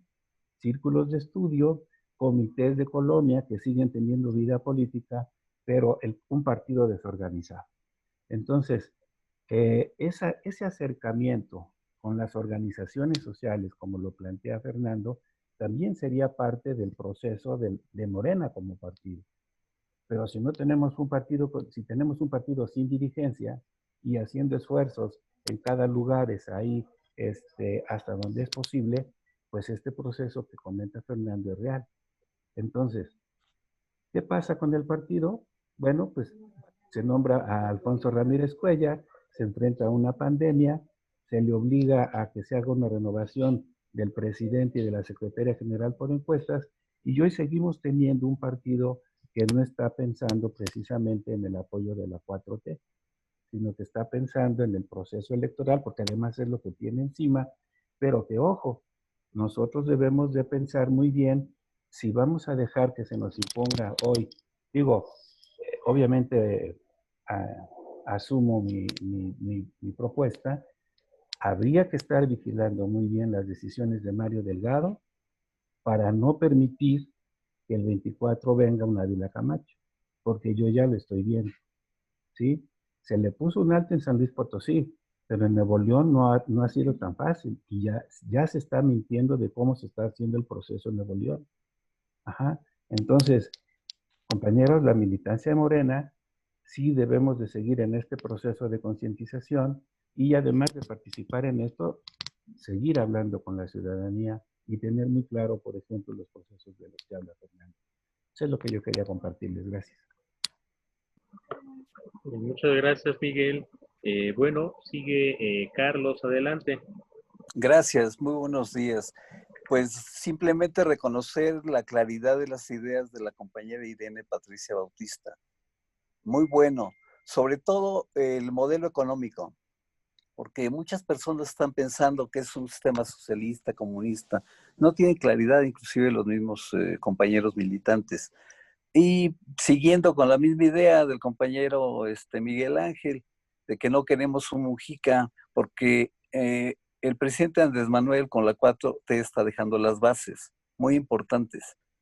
Algo parecido a lo de el presidente Cárdenas, ¿no? Pero ¿qué le faltó a Cárdenas? Pues no tenía la técnica, no tenía gente preparada. Entonces, pues formó el Instituto Politécnico, En el caso de Andrés Manuel, pues recurrió a la gente que tenía la mano. Desafortunadamente, él ganó las elecciones, no lo ganó Morena, el partido Morena no lo ganó, ganó el hombre. Entonces, el partido Morena está diluido, desorganizado, como le dice Miguel Ángel, coincido en eso, y ahorita en época de elecciones, pues todo el mundo quiere ser candidato, ¿no? Desgraciadamente, la gente no está preparada y no está comprometida con la 4T. Entonces, hay que voltear al PRI y al PAN. Yo tengo conocimiento de lo que han hecho los señores del PAN y los del PRI. ¿Qué le dijeron al hijo del exgobernador de Oaxaca? Prepárate, vete allá a estudiar administración pública y serás gobernador. Y es el gobernador de Oaxaca. Entonces, aquí lo que falta en Morena, desgraciadamente, es gente preparada, formación de cuadros. O sea, nos ganó el tiempo, ganó afortunadamente Andrés Manuel, él fue el que ganó la elección, ¿sí? Y ahorita se necesita que gente preparada, yo llamaría a los jóvenes, a los del Poli, yo soy del Politécnico, mi hijo da clases en la universidad, y hay gente que está comprometida. Entonces, eso de que, ay, no, tú no, porque no anduviste tocando puertas. No, se necesita gente comprometida, que esté preparada para que no hagan el ridículo, ¿sí? En todos los chats que yo tengo, perdón por repetirlo, de investigadores, de maestros, en México y en el mundo, me restriegan. Oye, qué malos candidatos hay en Morena. Hay mercenarios de la política, que los conocemos. Hay gente indeseable, chapulines, oportunistas. Entonces lo que hay que hacer es llamar a la gente que está preparada, convencerla, y mucha gente está convencida en la universidad. Pero, no, tú no eres militante, tú no llenas, es que hay que trabajar, sudar. No, entonces hay que ver que se llama a la gente. Yo creo muy difícil, pero muy difícil que alguien esté a la altura de Andrés Manuel. Hay por ahí alguno de ustedes, a ver, propónganme quién, Tatiana, ¿quién podría ser? ¿Quién podría ser? Aunque no quieran un Mujica, pues alguien parecido, ¿no? Que tenga la altura, la idea. Entonces yo creo que con las bases se puede trabajar y yo vería hacia los jóvenes, esa es la solución. Yo tengo 69 años, entonces obviamente sigo preparando, formando hombres de bien para la gente y exhortándolos que participen en política para que no los chapulines de siempre estén metidos en Morena y sean candidatos, ¿sí? Entonces, gracias por Irene, la claridad de las ideas, muchas gracias, he participado en muchos círculos y pues me congratulo de haber llegado aquí porque Irene Patricia Bautista Berriosa, felicidades, muchísimas gracias. Buenos días a todos. Gracias. Gracias a ti, Carlos. Bien, ¿alguien más desea participar? Está Miguel Ángel otra vez. Y a ver quién más se suma a la lista. Adelante, Miguel Ángel. Bueno, sí, nada más aclarar, a lo mejor no fui claro o Carlos se equivocó. Yo creo que no debemos permitir otro Ávila Camacho. Debemos buscar a un Mujica, porque un Mujica garantizaría el proyecto de nación. Un Ávila Camacho empezaría a hacer el retroceso. Y a lo mejor si me pregunta, como lo hace Carlos, ¿quién? Yo sí me atrevo hoy a nombrar una persona. Yo creo que quien está gobernando la Ciudad de México lo está haciendo bien y yo creo que ella podría ser un Mujica en el 24. Obviamente, pues apenas son 2 años, pero yo creo que Claudia podría darle esa secuencia. Al menos es la persona que yo ahorita veo. Y también quiero hacer otro comentario. Casualmente no es necesario ni que legisladores ni gobernadores se vayan a preparar al exterior. tenemos el claro ejemplo de Andrés Manuel López Obrador. Él es egresado de la facultad, él es egresado de la UNAM sin mayores doctorados, maestrías, etcétera, y hoy en todos los conceptos en los que debe de gobernar, lo está haciendo con mayor tranquilidad. Entonces yo creo, y yo quiero aquí comentar algo que en una plática con Francisco Estrada, que es un historiador y es un abogado, aprendí. Bueno, no lo aprendí, él lo comentó antes del 18. Él decía, los candidatos a los puestos que se están por venir deben de salir de Morena, porque en Morena están. Ajá. Entendemos que Andrés Manuel se tuvo que rodear de mucha gente con todo el proyecto que hizo de pactar con gentes que ni quisiéramos, ajá, y que lograron quedarse, pero lograron quedarse, como lo dice Carlos, porque la gente votó por Andrés Manuel y por lo que Andrés Manuel representaba. Y ya vimos que muchos de ellos son quizás muy bien preparados, pero que no estaban comprometidos con el proyecto, como lo es la periodista esta Lili Telles, ¿no? A Barbosa no lo puso Andrés Manuel, a Barbosa lo puso Jacob, ¿no? Bueno, pues es el tipo de candidatos que Jacob ha estado buscando, ¿no? Aquellos que no están comprometidos con el proyecto. Entonces, bueno, esos eran mis comentarios y creo que todavía tenemos muchas cosas por qué seguir platicando, analizando, y esto es muy enriquecedor. Y les agradezco el espacio. Gracias. Muchas gracias, Miguel. Ahora sí ya se aventaron con la lista de participaciones. Vamos a poner bueno. Levanté la mano yo, después sigue Fer, después Celia, Carlos, Irene. Solo, yo muy breve nada más. Esta idea del Mujica, digo, no porque Mujica sea malo, yo creo que podemos coincidir en este grupo que es una muy buena propuesta de modelo político, gobernante, pero en el caso mexicano, a mí me gusta, siempre digo, tenemos bastantes representantes, líderes históricos. ¿Por qué no buscar figuras desde el mismo México? ¿Por qué siempre esta necesidad de buscar referentes de afuera para tratar de buscar un cauce de esperanza en el caso mexicano? Yo creo que tenemos bastantes líderes en ese sentido a los cuales podemos esperar y participar, pero claro, coincido con la idea de que hay que pues ver la posibilidad de que no llegue pues, claramente Ebrard, ¿no? Que sería la persona que estaríamos pensando ahí. Pero en el caso de Sheinbaum, en el caso personal, a mí me ha decepcionado bastante y solamente marco 2 puntos ahí al respecto.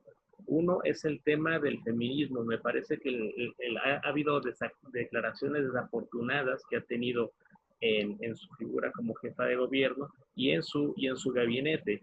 Y otro, que es el tema también, quizá el tema de quizá el tendón de Aquiles o uno de los más fuertes aún en el gobierno de Andrés Manuel, que es el tema de seguridad. Y ahí, imaginemos si Harfuch llega a términos federales, quien está claramente vinculado con los temas de Ayotzinapa, pues yo no veo cómo eso sería algo positivo en esos términos, ¿no? Todo lo contrario, ¿no? Pero claro, coincido en la necesidad de ser una figura, sea hombre, sea mujer, que pues, pueda darle continuidad al gobierno de Andrés Manuel que actualmente tenemos, ¿no? Bueno, pues esa sería mi participación. Adelante, Fer. Gracias, Orlando. Pues continuando un poco con la participación de los compañeros, yo también estoy de acuerdo en que en la parte de esta figura, pero sin embargo, voy a comentar algo que ha comentado Irene en otras sesiones, que yo comparto, que es el hecho de que estas personas no se encuentran por la calle, ¿no? No las encontramos así yendo a un lugar y ahí se encuentran. Este tipo de personas se construyen en una lucha política constante. Son producto de esas luchas sociales y políticas. Y el partido tiene que construir sus propias figuras, lo cual no ha podido consolidar esa escuela. La mayoría de estas personas o de estos compañeros que bien pueden aspirar a estos puestos, pues vienen de otras lógicas, no de la lógica de Morena. Morena fue un proceso posterior a ellos, inclusive. A pesar de que sea gente que viene de luchas sociales, es un proyecto secundario. Lo que tiene que hacer Morena como partido es empezar a construir sus propios cuadros. Y para ello tiene que haber una diferenciación clara entre lo que es la formación política general y la escuela de cuadros. Que la escuela de cuadros sí tiene que estar dedicada exclusivamente a generar propuestas de compañeras y compañeros que vayan con una lógica de principios y estatutos del partido y convertirlos de manera técnica, como decía Carlos, de profesionalización de la vida pública.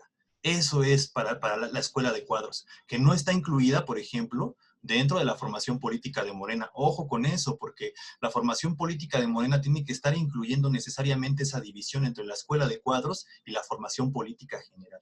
La formación política, Morena no es pionero en esto, la formación política se ha dado durante muchas décadas y en distintos espacios. Lo que tiene que hacer Morena es saber dividir, tener claridad para qué funciona esa formación política, para generar estos procesos y estos cuadros como un primer momento, y segundo momento también para educarnos sobre temas éticos y políticos también es importante, ¿no? Eso creo que es un tema fundamental y que se puede ir reestructurando este partido. Digo, Cárdenas lo hizo, él viene del proceso del 29 con el Partido Nacional Revolucionario. Él es producto de ese proceso, de los caudillos. Pero en 1938, cuando él sale, se genera la nueva forma de entender el partido, en el Partido Mexicano Revolucionario, en el PMR. Y luego que se va a convertir en el PRI. Pero vaya, a lo que voy es que se van cambiando estas lógicas inclusive dentro del partido, a pesar de que sabemos que la figura presidencial pesaba muchísimo en la lógica del partido dominante en aquel momento, ¿no? Entonces, bueno, pues nada más iba un poquito mi comentario en ese sentido. Gracias, Fer. Adelante, Elia. Sí, nada más ya hizo la compañera Nuria la aclaración. Cuando hablé yo de Francisco Mujica, me refería al mexicano, que es el que trabajó con Cárdenas, que es un personaje que quedó muy rezagado y que era radical de izquierda. Bueno, a mí lo que me gustaría retomar es lo que decía Miguel. ¿Qué nos corresponde como militancia? Efectivamente, San Luis Potosí nos da un ejemplo de que sí se puede detener, que Mario Delgado no va a hacer lo que quiera, y que ya deje de haber esta decisión cupular, porque sabemos incluso que si Claudia Sheinbaum no ha dicho nada ni la ha hecho de tos, es porque ya le dijeron que ella toma mano para las decisiones en la Ciudad de México. ¿Y nosotros qué? ¿Cuándo la militancia va a decir, sí, compañera, me caes bien, qué bueno que estás haciendo un buen trabajo, a diferencia de lo que podemos hacer crítica, pero ella no tiene por qué decidir en el partido? Eso es algo que tenemos que decirlo la militancia. Y que los referentes éticos sí cuentan, deben de contar. Por ejemplo, en el instituto, la visión del Fisgón es machista, aunque él ha dado apertura a muchas cosas que no debería de ser como que él da, sino que así debe ser la apertura. Pero ya lo hemos sabido, ¿no? Su postura es, vamos a cooptar el movimiento feminista para que sean nuestras feministas y no le tiren a Andrés Manuel. O sea, eso me parece más grave todavía que lo que Sheinbaum ha dicho. Porque Sheinbaum, estando en el gobierno, está presionada por los empresarios. Y lo que ha optado es decir, el cubrebocas para que salga la gente. Pero ese es un error. Y Gatell lo ha dicho. La gente se está enfermando porque se va confiada con el cubrebocas, no lo porta bien, o no lo sabe usar bien, o lo usa de varios días, y eso es lo que genera que se estén infectando se tocan, agarran el transporte público, en los espacios públicos, los restaurantes. O sea, nada más hay que ver, cuando hemos tenido que salir por necesidad de comprar cosas, alimentos, las filas que tienen las plazas comerciales. Entonces, ella está presionada por los empresarios y hace caso de eso. ¿Eso podemos juzgarla? Pues sí. Pero creo que la compañera, a pesar de esos errores, no va hacia la derecha, por ejemplo, como en el caso de Ebrard y Monreal, que hay que también tener claro que dentro de Morena sí está el enemigo. Se cansan diciendo, no, es que veamos afuera, allá están los malos, no nos tiremos. No, sí, adentro sí están los enemigos. Monreal es un enemigo, es de derecha y está con los empresarios. Y desde el primer día ha estado operando para hacer acuerdos para su candidatura. Entonces, sí tengamos claridad en eso. Mario Delgado, Ebrard y Monreal, con Jacob, que está muy disminuida, como bien dijo Miguel, es responsable de la paralización del partido. Es cierto, allí están, pero nosotros somos mucha militancia. El mensaje de Andrés Manuel fue muy claro. Yo no me voy a meter, pero ustedes son mucha militancia, el pueblo tiene que responder. Y ese es donde nosotros tenemos que alzar la voz. Y yo insisto, en todos los espacios que hemos estado, no descartemos la movilización para evitar estas imposiciones que ya se están dando, por ejemplo, en el caso de Nuevo León. Gracias. Gracias, Eli. Bien, sigue Carlos y después Irene. Gracias. Felicidades, Elia, una chica joven. ¿Cuántos tenemos aquí de jóvenes? Como unos 4 jóvenes. Yo insisto en exhortar a los jóvenes que participen. A ver, ¿por qué no participan? De los alumnos que yo tengo o de los que les he dirigido tesis. Porque hay gente indeseable en el PRI, en Morena, etcétera, manipuladores. Se dan cuenta, son gente muy lista. Lo dejo en la mesa para que lo analicen, lo piensen y estén en contra o a favor, ¿verdad? Entonces se necesitan los jóvenes y un general como Mujica, ¿por qué no entró? Pues querían un Ávila Camacho Manso. Entonces es lo que va a pasar aquí. El contraejemplo está en la doctora Sheinbaum, yo estoy completamente de acuerdo. Una persona preparada, doctora, y Marcelo Ebrard, Monreal y otros que pueden salir, ¿no? Entonces, pues, ahí se los dejo de tarea, ¿verdad? Es importante pensar con claridad, como Irene Patricia Bautista, sin apasionarse,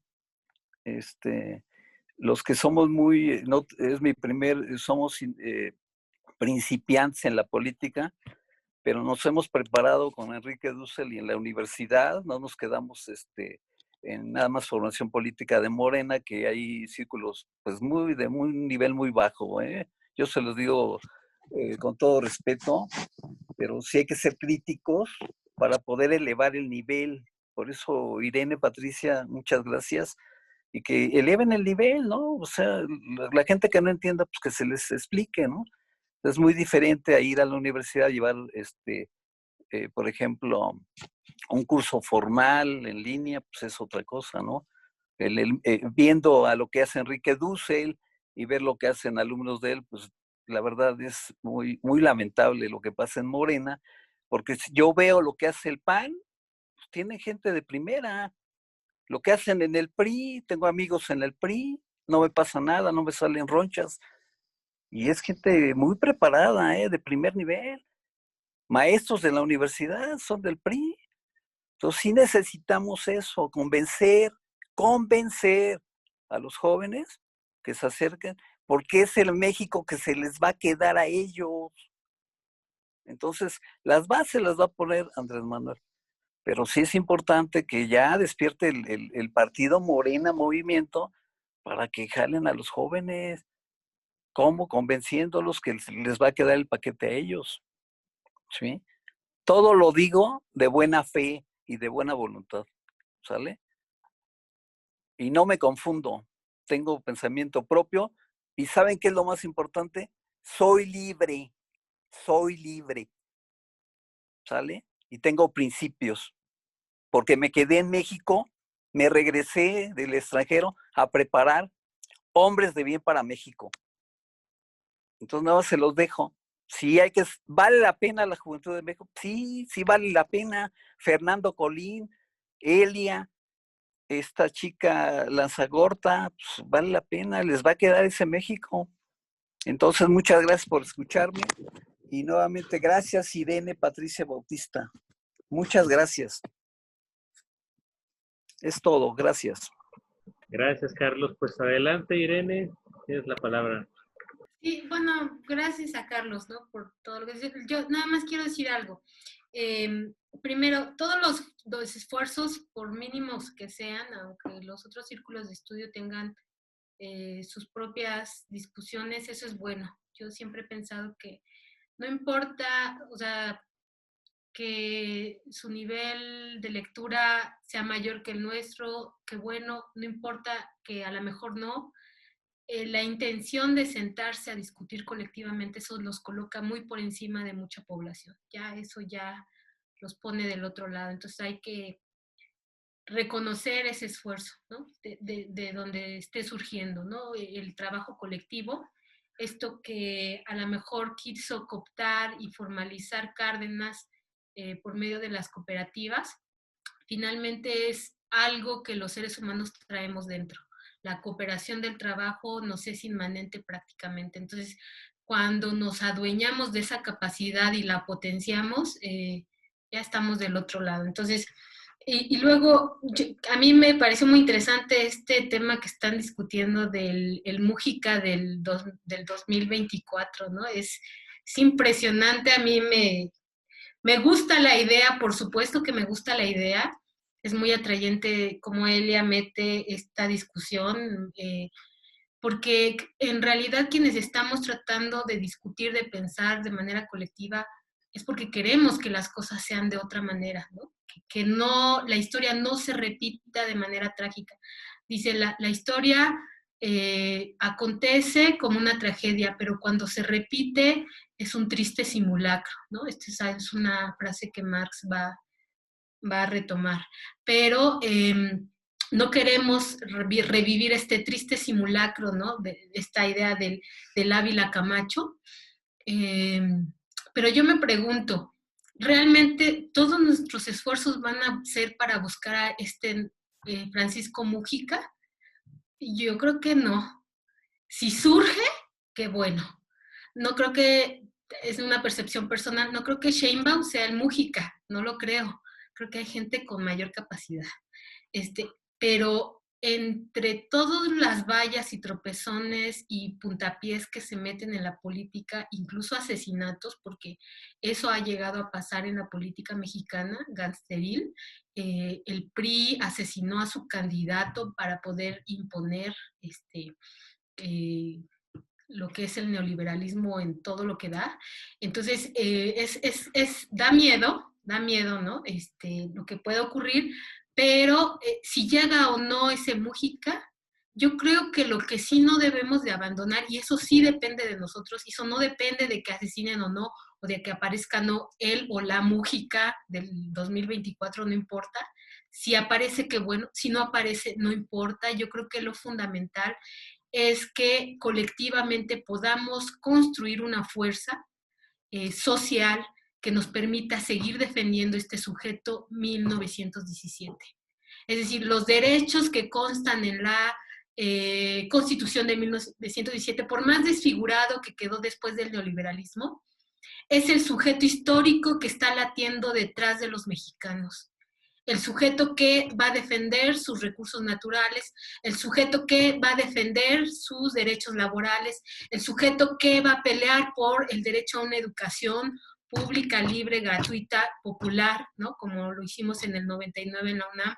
Ese es el sujeto histórico que está latiendo detrás de esta necesidad que puede aparecer o no, digo, ese Mújica, que bueno, ojalá aparezca, ojalá, quién sabe, pero si no aparece, lo que sí debe de renacer es un sujeto colectivo del mexicano, de estas raíces profundas comunitarias, que defienda, que tenga la capacidad de autodefenderse, de defenderse legalmente, de defenderse en protesta, de defenderse organizadamente, de defenderse al interior de Morena, de defenderse en los espacios laborales, de defenderse en los espacios de la colonia, de defenderse en los espacios políticos, de defenderse en las elecciones, incluso de defenderse de una posible invasión en el 24, porque si llega la Mújica o el Mújica a la candidatura y estamos todos organizados y va la candidatura, puede venir la invasión norteamericana, porque van a estar los profascistas como Biden, como los Clinton, detrás de ese proceso, y van a invadir Venezuela, y van a querer retomar Bolivia, y van a invadir Medio Oriente. Entonces debe de construirse este nuevo sujeto histórico reconfigurado que retome el espíritu de 1917. Eso es lo que yo quería decir. Muchas gracias, Irene. Sigue Miguel Ángel y quiero decir algo breve y después sigue Elia. Ya nos faltan como 10 minutos para ir cerrando ya la sesión. Creo que Jesús también pidió la palabra. ¿Quién? Jesús. Sí, Jesús también. Jesús. Adelante, Jesús. Adelante, Jesús, y después Miguel. Sí, muchas gracias. Gracias a todos por, pues como siempre, por la oportunidad de participar con ustedes en este espacio. Yo creo que aquí se está tocando un tema fundamental en lo que vendrá a ser la reorganización del partido para no solamente lo que va a ser el año próximo la elección intermedia, sino lo que va a ser definitivo, que serán los últimos 3 años del gobierno de Andrés Manuel. Me parece que mucho de lo que se ha dicho aquí lo coincido con lo que ha mencionado Irene acerca de defender este sujeto en 1917, de evitar que llegue un Ávila Camacho a sustituir a Andrés Manuel en el 2024. Creo que mucho ya se ha dicho sobre el legado de Cárdenas. Yo solamente lo enunciaría 2 o 3 puntos que creo que son clave para el tema. Me parece que su defensa del reparto de tierras y de la reforma agraria y del artículo 27 constitucional que en su momento incorporó innovaciones que lo fueron para principios del siglo pasado, como lo fue elegido. Ya se habló aquí de las cooperativas en el ámbito laboral, en el tema de la propiedad de la tierra. Me parece que este fue un tema fundamental y que es por eso que el neoliberalismo lo atacó tan fuertemente al grado de promover reformas a la Constitución que fueron desmantelando en los últimos 30 años en México esta figura tan importante, tan relevante me parece para la vida social del país. Ya se dijo la educación pública gratuita y además con un corte socialista que iba muy en consonancia con lo que las ideas de la época de Lázaro Cárdenas. Eh, su interés por acercarse a la gente, a los obreros, a los trabajadores, a los campesinos e incorporarlos al partido que con él estaba comenzando a formarse. Me parece que son experiencias y la expropiación petrolera, el apoyo a los republicanos en España, contra Franco. Me parece que el legado es muy vasto. Me parece que sí sería indispensable, son indispensables este tipo de espacios, como el que tiene en este momento el Instituto de Formación Política de Morena para difundir, para rehacer o reescribir nuestra historia, la historia inmediata, para comprender por qué Cárdenas Solórzano asumió las posturas que le vimos asumir después del 88 y que derivaron con un fuerte movimiento democrático en todo el país en reformas el Estatuto de Gobierno de la Ciudad de México que permitieron que se eligiera por primera vez a un jefe de gobierno que fue Cuauhtémoc Cárdenas, que hubiera una asamblea de representantes que hoy es un congreso, cómo se le ha dado continuidad a todo ese proceso a través de la participación ciudadana y que desembocó en una constitución hace un par de años, una constitución política para la Ciudad de México. Me parece que todos esos elementos son fundamentales porque en el momento en el que se convierten en ley, está demostrado que es muy difícil ya que el conservadurismo dé marcha atrás. Tendrían que suceder cosas como las que ocurrieron en 88 para realizar estas reformas al artículo 27 constitucional y a otros artículos que eran claves para el neoliberalismo. Y me parece que es indispensable, por eso la discusión de quién o quiénes, yo lo abriría a los candidatos en general, porque esto no lo va a resolver solo el presidente, ¿no? Me parece que es indispensable que haya en todas las posiciones donde se pueden tomar decisiones, desde lo más local hasta lo nacional o lo internacional, que haya personalidades clave. Yo creo que personas se pueden mencionar muchas, la izquierda las tiene personajes que pueden muy bien darle continuidad tanto al proyecto cardenista como al que Andrés Manuel López Obrador está impulsando. Lo que me parece que hace mucha falta en este momento es ya ir dejando un poco de lado la participación del propio presidente en las discusiones públicas y creo que es fundamental que haya un debate público desde las distintas posturas de izquierda, pero que este debate trascienda más allá del interior del partido.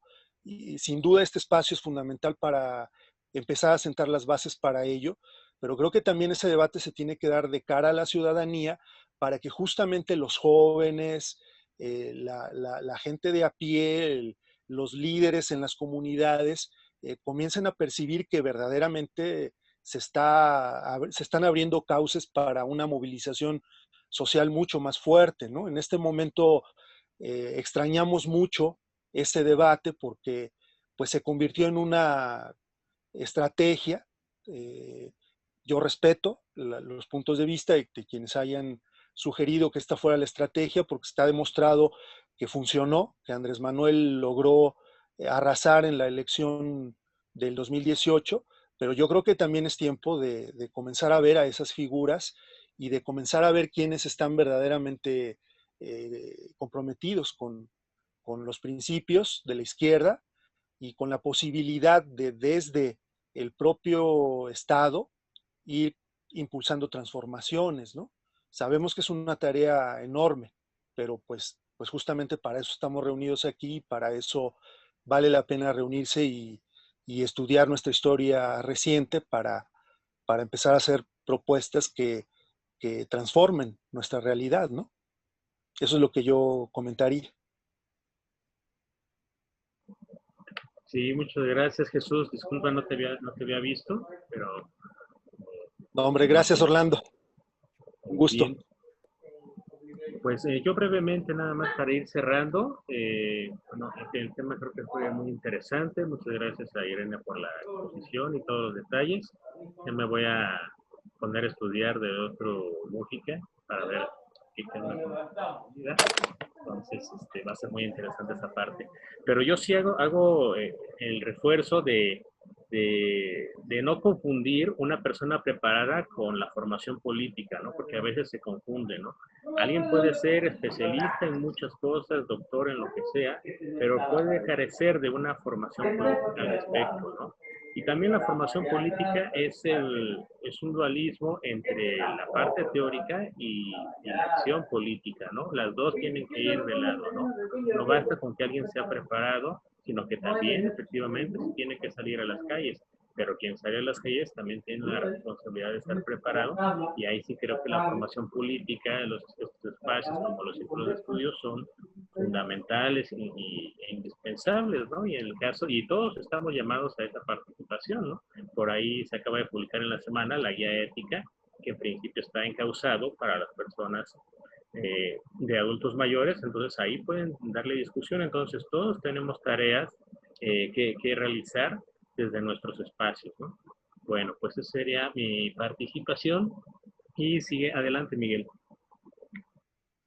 Gracias, Orlando. Bueno, mira, es la segunda ocasión que cuando menciono Mujica no aclaro que me refiero al general que venía con Cárdenas, ¿no? Y entonces mucha gente relaciona a Pepe Mujica por el extraordinario trabajo que él hizo en su país. Entonces, bueno, sí, esto ya me va a quedar de claro para que en próximas reuniones yo haga la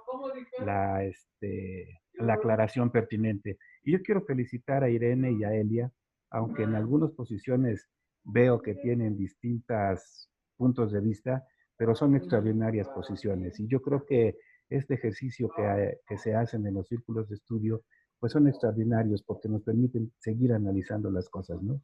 Las felicito y los felicito por tener sus círculos de estudio. Gracias. Gracias, gracias, Miguel. Sigue Elia y después Fer. Perdón, Elia y después Fer. Adelante, Elia. Perdón, ya un poco reiterando, Jesús se me adelantó. Cuando yo hablo de estos personajes que están en las comunidades y que pareciera que es como el líder que va a llegar a la presidencia, Mujica o Juanas Belén, que pueden existir en la comunidad, no me refiero a una persona que va a llegar a dirigir a todos, sino que en las comunidades tenemos gente así. Lo que pasa es que no les damos proyección como deberían tener. Entonces eso ya para no redondar, eso era lo que yo quería decir. e incluso la idea revolucionaria de no idealizar a Andrés Manuel. Yo he repetido mucho esto de, por favor, la idealización ni en las parejas es bueno. Entonces, creo que él se ha equivocado en cosas, en otras es extraordinario, y hay gente así como Andrés Manuel, con esa persistencia, con esa congruencia, que efectivamente, como hoy nos explicaba Irene, por qué se da el sujeto histórico en ese periodo postrevolucionario para que llegue después un Cárdenas, hoy llega un Andrés Manuel. La tarea es colectiva, y como dirían en la película de Matrix, ¿no? No es que tú seas especial como el Neo, todos podemos serlo, todos tenemos en potencia esa posibilidad. Lo importante es entender eso, y que, como dice mi profe Fabelo, que la crítica, al menos entre nosotras como personas de izquierda, que se haga con ternura, ¿no? No destrozando tampoco al otro. Y eso sería nada más para culminar. Y bueno, al final voy a dar algunos informes, y también la compañera Nuria va a hacer algunos comentarios. Gracias, Irene. No, Gracias, ustedes. Muchas gracias a todos, a todas. Gracias. Gracias, sigue Fer, adelante. Yo también muy rápido ya para cerrar, ya estamos en tiempo, pero lástima que me tocó al final porque mi mensaje no es tan esperanzador. Pero pues nada más pensar en el futuro, lo que puede ser si no actuamos, ¿no? En el caso de Cárdenas, recordar la represión que hubo contra los líderes sociales una vez que Cárdenas sale del poder. El caso muy específico de Rubén Jaramillo, ¿no? Que fue asesinado brutalmente, que fue encontrado su cuerpo, asesinado por un gobierno, por un estado, que no compartía sus ideales, y que él fue sobre todo muy proyectado durante la época cardenista con las cooperativas en Morelos. Entonces, no olvidar eso, porque puede suceder, puede ocurrir si nosotros no ponemos un alto a lo que se está viniendo como una marea dentro de Morena. Quien llega al poder, quien llega al gobierno, puede estar dando esa contra en contra de los líderes sociales, ¿no? Entonces, nada más quería comentar esa parte, que creo que también depende mucho de lo que podamos hacer. Gracias. Gracias. Adelante, Carlos. Sí, gracias, muy amable. Nuevamente, gracias a Irene Patricia, a Elia, a Fernando Colina, a Jesús Alberto. Mucha claridad, muchas gracias. Hay que reconocer, obviamente, que López Obrador, nuestro presidente, es un ser humano. Ha cometido errores graves. Nada más para que lo piensen, una pregunta para todos.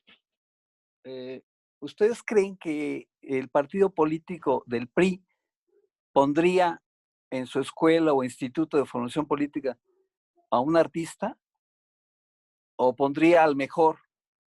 ¿Ustedes creen que en la Universidad Autónoma van a poner de rector a un caricaturista? Entonces hay que tener autocrítica en Morena. Ejerzo mi derecho de libertad de expresión y de pensamiento, porque soy libre, aunque pertenezca a Morena. Entonces los dejo de tarea. Todos los que quieren ser candidatos tienen la preparación y el compromiso con la Cuarta y con el gobierno. Mi posición es todo el apoyo a la Cuarta Transformación y al gobierno de López Obrador. Nada más. Muchas gracias. Y arriba las Chivas, que son puros mexicanos. Gracias, compañeros. Gracias, Carlos. ¿Alguien más para ya cerrar? Cerramos entonces la grabación, pero nos quedamos nosotros por alguna información que nos van a dar, o cómo quedamos, como Irene. Sí, detenemos ya la grabación. Y bueno, pues agradecer a Irene la intervención, a Orlando, quien modera hoy,